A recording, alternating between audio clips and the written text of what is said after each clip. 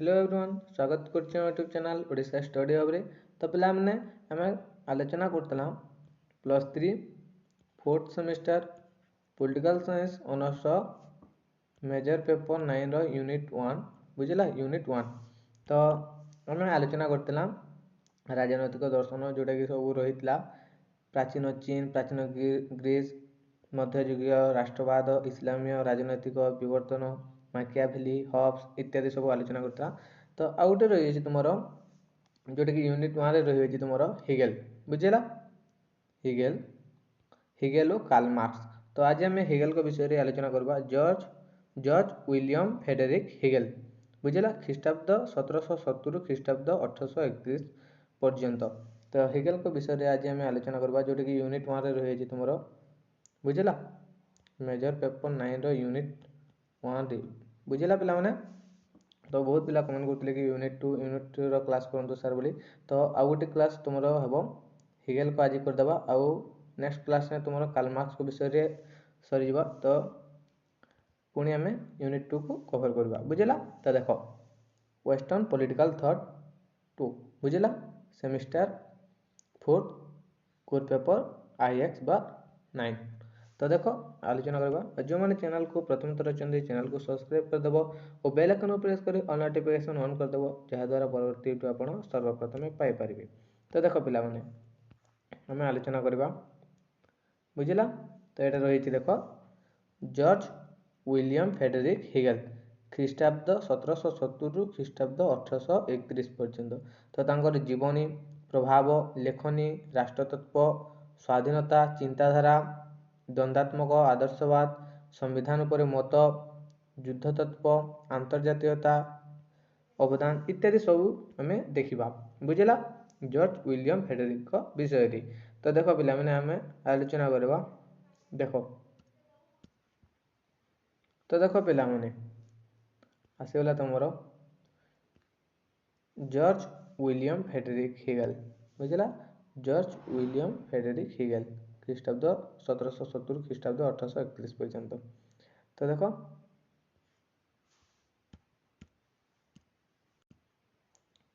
तांकर जीवनी विषय में आलोचना करवा एटा देख जॉर्ज विलियम फ्रेडरिक हिगेल तांकर फोटोचित्र रही।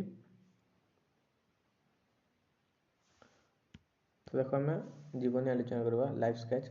तो देख विश्वर दर्शन शास्त्र रूपक आकाशरे विश्वर दर्शन शास्त्र रूपक आकाशरे जो केतोटी नक्षत्र एवं नक्षत्र एवं କାର୍ଯ୍ୟମାନ ସେଥି ମଧ୍ୟରୁ ଜର୍ମାନର ଆଦର୍ଶବାଦୀ ଦାର୍ଶନିକ ଜର୍ଜ ୱିଲିୟମ ଫ୍ରେଡରିକ ହିଗେଲ ଅନ୍ୟତମ। ତ ଦେଖ ବିଶ୍ୱର ଦର୍ଶନ ଶାସ୍ତ୍ର ରୂପକ ଆକାରରେ ଯେଉଁ କେତୋଟି ନକ୍ଷତ୍ର ଏବେ ମଧ୍ୟ କାର୍ଯ୍ୟମାନ ରହିଛନ୍ତି ସେଥିମଧ୍ୟରୁ ଜର୍ମାନର ଆଦର୍ଶବାଦୀ ଦାର୍ଶନିକ ହେଉଛନ୍ତି ଜର୍ଜ ୱିଲିୟମ ଫ୍ରେଡରିକ ହିଗେଲ। ସେ ହେଉଛନ୍ତି ଅନ୍ୟତମ ସେମାନଙ୍କ ମଧ୍ୟରୁ ବୁଝିଲା। ତ ସେ 1770 ମସିହାରୁ ଜର୍ମାନୀର ୱାଟରବର୍ଗ ଷ୍ଟୁଆର୍ଡ ସହରରେ ଜନ୍ମଗ୍ରହଣ କରିଥିଲେ। ଷ୍ଟୁଆର୍ଡ ସହରରେ ଜନ୍ମଗ୍ରହଣ କରିଥିଲେ। ତାଙ୍କ ପିତା ୱାଟରବର୍ଗ ଶାସକଙ୍କ ଅଧୀନରେ ଜଣେ ସରକାରୀ କର୍ମଚାରୀ ଥିଲେ। ତ ତାଙ୍କର ପିତା ଥିଲେ ଜଣେ ୱାଟରବର୍ଗ ଶାସକଙ୍କର ଅଧୀନରେ ଜଣେ ସରକାରୀ କର୍ମଚାରୀ ଥିଲେ। ତାଙ୍କ ପିତା ନିକଟରେ ରହି ବାଲ୍ୟ ଶିକ୍ଷା ସମାପ୍ତ କରିଥିଲେ ଏବଂ ତାପରେ ପରେ ସେ ଟୁବିନଜେନ ବିଶ୍ୱବିଦ୍ୟାଳୟରେ ନିଯୁକ୍ତି ପାଇଥିଲେ ବୁଝିଲା ପିଲାମାନେ ଟୁବିନଜେନ। କିନ୍ତୁ ତାଙ୍କୁ ଦର୍ଶନ ଶାସ୍ତ୍ରରେ ସ୍ୱଳ୍ପ ଜ୍ଞାନ ଯୋଗୁଁ ତାଙ୍କୁ କାର୍ଯ୍ୟରୁ ବହିଷ୍କାର କରାଯାଇଥିଲା। ଏହାପରେ ସେ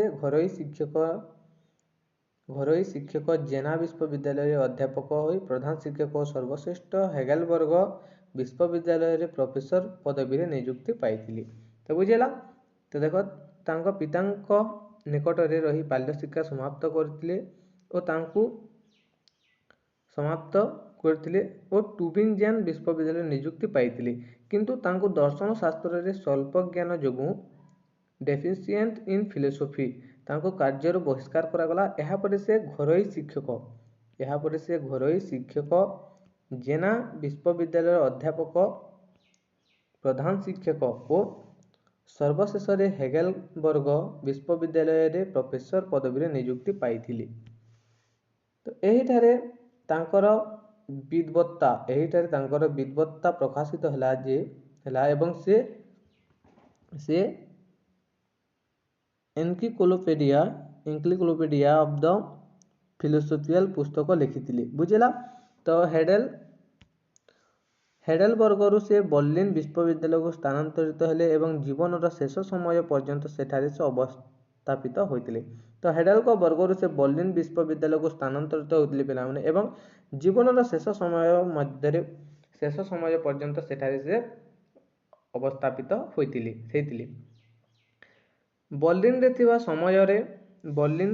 ଥିବା ସମୟରେ ସେ ଅଧ୍ୟକ୍ଷ ପଦକୁ ଉନ୍ନୀତ ହୋଇଥିଲେ ଏବଂ ପ୍ରୁସିଆର ଦାର୍ଶନିକ ପ୍ରଫେସର ଭାବରେ ନିଯୁକ୍ତ ହୋଇଥିଲେ। ବର୍ଲିନରେ ସେ ଫିଲୋସଫି ଅଫ ରାଇଟ ରଚନା କଲେ ଏବଂ ଅନେକ ଗୁରୁତ୍ୱପୂର୍ଣ୍ଣ ବକ୍ତୃତା ପ୍ରଦାନ କଲେ। ସେଗୁଡ଼ିକ ତାଙ୍କର ମୃତ୍ୟୁ ପରେ ଫିଲୋସଫି ଅଫ ହିଷ୍ଟ୍ରି ଭାବରେ ପ୍ରକାଶିତ ହେଲା। କଲେରା ରୋଗରେ 61 ବର୍ଷ ବୟସରେ ସେ ପ୍ରାଣତ୍ୟାଗ କରିଥିଲେ। ଏଇଟା ମନେ ରଖ ପିଲାମାନେ, କଲେରା ରୋଗରେ ସେ 61 ଇୟର୍ସ ବୟସରେ ସେ ମୃତ୍ୟୁବରଣ କରିଥିଲେ ହେଗେଲ। ବୁଝିଲା। ତ ଦେଖ ହେଗେଲଙ୍କ ଉପରେ ପ୍ରଭାବ, ତ ଏଇଟା ଦେଖିବା ଆମେ। ଦେଖ ହେଗେଲ ତାଙ୍କର ଯୁବାବସ୍ଥା ଫରାସୀ ବିପ୍ଳବ ସମୟରେ ଅତିବାହିତ କରିଥିବାର ତାଙ୍କର ମାନସିକ ଚିନ୍ତନର ଗୌରବମୟ ସମୟ ସେହି ସମୟରୁ ଆରମ୍ଭ ହୋଇଥିଲା। ଏହି ବିପ୍ଳବ ଦ୍ୱାରା ତାଙ୍କ ଭାବରାଜ୍ୟରେ ଏକ ରକ୍ଷଣଶୀଳତାର ପ୍ରତିଛବି ପରିଦୃଷ୍ଟ ହୋଇଥିଲା। ସେ ପ୍ରଚଳିତ ପ୍ରତିଷ୍ଠିତ ଅନୁଷ୍ଠାନମାନଙ୍କର ପ୍ରଶଂସାରେ ଶତମୁଖ ହୋଇ ଉଠିଛନ୍ତି। ଯେଉଁ ଆଦ୍ୟ ରାଜନୈତିକ ଦାର୍ଶନିକମାନେ ତାଙ୍କ ଉପରେ ଗଭୀର ପ୍ରଭାବ ପକାଇଥିଲେ ସେମାନଙ୍କ ମଧ୍ୟରୁ ପ୍ଲାଟୋ ଓ ଆରିଷ୍ଟୋଟଲଙ୍କ ନାମ ସର୍ବୋଗ୍ର ଆସିଥାଏ। ଗ୍ରୀକ ଦାର୍ଶନିକମାନେ ଓ ତାଙ୍କ ଉପରେ ଯେଉଁ ପ୍ରଭାବ ବିସ୍ତାର କରିଛନ୍ତି ସେମାନଙ୍କ ସମ୍ପର୍କରେ ଦୁରାଣ୍ଟ କହନ୍ତି ଗ୍ରୀକ ସାହିତ୍ୟ ତାଙ୍କୁ ଉତ୍ସାହ ପ୍ରଦାନ କରିଥିଲା ଏବଂ ଯେତେବେଳେ ସମଗ୍ର ପ୍ରଭାବ ହ୍ରାସ ହୋଇଗଲା ସେତେବେଳେ ଏହି ଗ୍ରୀକ ଚିନ୍ତାଧାରା ତାଙ୍କ ମାନସିକ ସ୍ତରରେ ଅମଲିନ ରେଖା ଭାବରେ ରଖାଯାଇଥିଲା। ତ ଏଇଟା ସବୁ ତାଙ୍କର ପ୍ରଭାବ, ହେଗେଲଙ୍କ ଉପରେ ପ୍ରଭାବ ପଡ଼ିଥିଲା। ବୁଝିଲା। ତ ହେଗେଲଙ୍କ ରଚନା ଲେଖନୀ ଟିକେ ଦେଖିଦେବ। ଏଇଟା ସାଇନ୍ସ ଅଫ ଲଜିକ୍, ଯେଉଁଟାକି 1812 ରୁ 1816 ଇନ୍ 3 ଭଲ୍ୟୁମ୍। ବୁଝିଲା। ଏଇଟା ରଚନା କରିଥିଲେ ସେ ସାଇନ୍ସ ଅଫ ଲଜିକ୍, ଯେଉଁଟାକି 1812 ରୁ 1816 ମଧ୍ୟରେ। ନେକ୍ସଟ ରହିଛି ତୁମର ଦ ଫିଲୋସଫି ଅଫ ରାଇଟ, ଯେଉଁଟାକି 1821ରେ ରଚନା କରିଥିଲେ। ନେକ୍ସଟ ରହିଛି ଦ ଫିଲୋସଫି ଅଫ ହିଷ୍ଟ୍ରି, ଯେଉଁଟାକି 1837ରେ କରାଯାଇଥିଲା। ତ ଏହାକୁ edit by his son and publish after his death. ବୁଝିଲା। ତ ଦେଖ ପିଲାମାନେ, ମାନବ ପ୍ରକୃତି ହ୍ୟୁମାନ ନେଚର ଦେଖିବା ଆମେ। ତ ରାଷ୍ଟ୍ର ଏବଂ ସ୍ୱାଧୀନତା ଯେଉଁ ଗୁରୁତ୍ୱପୂର୍ଣ୍ଣ ଅବଦାନକୁ ନେଇ ପରିଦୃଷ୍ଟ ତଥା ରୁଦ୍ଧିମନ୍ତ ହୋଇଛି ତାହା ହେଉଛି ମାନବ ପ୍ରକୃତି। ହେଗେଲଙ୍କ ଚିନ୍ତାଧାରା ମଧ୍ୟ ଏଥିରୁ ବର୍ତ୍ତି ଯାଇନାହିଁ। ଆରିଷ୍ଟୋଟଲଙ୍କ ପରି ହେଗେଲ ମଧ୍ୟ ମଣିଷକୁ ଏକ ସାମାଜିକ ପ୍ରାଣୀ ବୋଲି କହିବା ସଙ୍ଗେ ସଙ୍ଗେ ତା ପାଇଁ ସମାଜର ଆବଶ୍ୟକତା ଏକାନ୍ତ ଅପରିହାର୍ଯ୍ୟ ବୋଲି ମତ ଦେଇଥିଲେ। ସମାଜ ଆବଶ୍ୟକତା ଦୃଷ୍ଟିରୁ ପ୍ରତ୍ୟେକ ବ୍ୟକ୍ତିର ଅନ୍ୟର ସାହାଯ୍ୟରେ ହିଁ ନିଜର ଅନ୍ତର୍ନିହିତ ଗୁଣର ବିକାଶ ସାଧନା କରିଥାଏ। ବ୍ୟକ୍ତି ନିଜର ଇନ୍ଦ୍ରିୟ ତୃପ୍ତି ତଥା ସୁରକ୍ଷା ପାଇଁ ସମାଜ ଗଠନ କରେ ଏବଂ ଅନ୍ୟମାନଙ୍କ ସେବା କରେ। ସମୟର ଗତି ସହିତ ତାଳ ଦେଇ ମଧ୍ୟ ମଣିଷ ଗତି କରିବା ପାଇଁ ଏକ ବୃହତ୍ ସଭ୍ୟ ସମାଜ ଆବଶ୍ୟକତା ଅନୁଭବ କରିଥାଏ ଏବଂ ବିକାଶ ପାଇଁ ପ୍ରତିଯୋଗିତା ସାମିଲ ହେବା ଜରୁରୀ ଅଟେ। ତ ସଭ୍ୟ ସମାଜ କେତେକ ଆଇନ ତିଆରି କଲା, ଯଦିଓ ସେଗୁଡ଼ିକ ସମ୍ପୂର୍ଣ୍ଣ ଆବଶ୍ୟକ ନଥିଲା। ତେଣୁ ହେଗେଲ କହିଛନ୍ତି ଯେ ବର୍ଜୁଆ ବା ଧନିକ ସମାଜ ବାଣିଜ୍ୟ ଓ ଶିଳ୍ପ ପାଇଁ ଯେଉଁ ସଂଗଠନ ସୃଷ୍ଟି କଲେ ତାହା ମନୁଷ୍ୟର ବହୁବିଧ ଆବଶ୍ୟକତା ପୂରଣ କଲା। ତେଣୁ ମନୁଷ୍ୟ ଉପାଦାନ ବୃଦ୍ଧି ନ କରି ନିଜ ପରିବାର ତଥା ଅନ୍ୟ ମନୁଷ୍ୟମାନଙ୍କର ପ୍ରଭାବ ଅସୁବିଧାକୁ ପୂରଣ କରିପାରିଲା। ବୁଝିଲା। ତ ଏଇଟା ଥିଲା ମାନବ ପ୍ରକୃତି। ନେକ୍ସଟ ରହିଛି ତୁମର ହେଗେଲଙ୍କ ରାଷ୍ଟ୍ର ଉପରେ ମତ, ହେଗେଲ ଅନ୍ ଷ୍ଟେଟ୍। ତ तो ये देखी नब आउटी रही तुम राष्ट्र उत्पत्ति और विकास origin of development of state.